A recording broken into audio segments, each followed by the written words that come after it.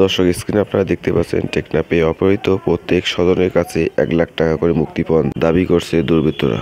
অপহরণের ঘটনাটি এমন এক সময় ঘটল যখন কক্সবাজারে অনুষ্ঠিত জনসচেতনতামূলক বিশেষ ক্যাম্পেইনের সমাপনী অনুষ্ঠানে প্রধান অতিথি বাংলাদেশের অন্তর্বর্তী সরকারের স্বরাষ্ট্র উপদেষ্টা।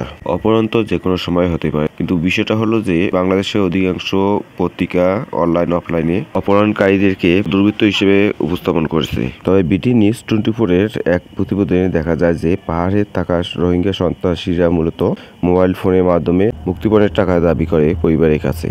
এছাড়া বিভিন্ন সময়ে অপহরণকারীরা টাকা না পেলে তাদের অপহরণ করে তাদের নির্যাতন করা হয়, এমনটাই বলেন ওখানকার এক ইউপি সদস্য। তবে এটাই নয়, এর আগেও কিন্তু অনেক সময় খুন খারাপি, মাদক চোরাচালান, অস্ত্র কেনাবেচা, আধিপত্য বিস্তার ইত্যাদি বিভিন্ন ঘটনায় রোহিঙ্গারা জড়িত থাকে।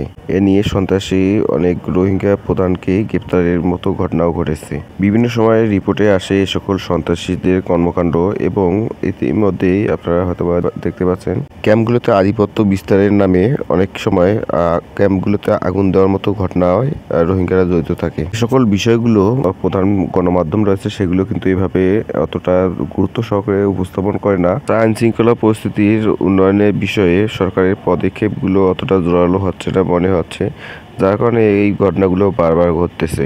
দর্শক, উইকিপিডিয়ার মতে এই মুহূর্তে কক্সবাজার সব মিলিয়ে অন্তত 22 লাখ রোহিঙ্গা আশ্রয় নিয়েছে। তাছাড়া ভারতের হায়দ্রাবাদের রোহিঙ্গারা নিরাপত্তাহীনতায় ভোগার কারণে তারাও কিন্তু বাংলাদেশে প্রবেশের চেষ্টা করতেছে। এছাড়া এক তথ্য মতে রোহিঙ্গাদের এই প্রবেশগুলোতে যারা সহযোগিতা করতেছে সীমান্ত এলাকায় কিছু দালাল রয়েছে যারা টাকার মাধ্যমে রোহিঙ্গাদের বাংলাদেশে প্রবেশ করাচ্ছে। দর্শক, বাংলাদেশে এই সংকট মুহূর্তে রোহিঙ্গাদের প্রবেশ এবং বাড়তি যে চাপ, এক্ষেত্রে আন্তর্জাতিক সংস্থাগুলোও কিন্তু তাদের সহযোগিতা কমিয়ে দিচ্ছে।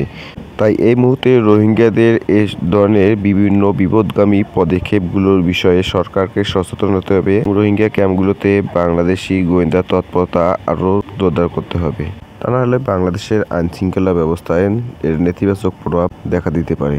দর্শক, এই বিষয়ে আপনার মতামতটি কমেন্ট বক্সে জানান।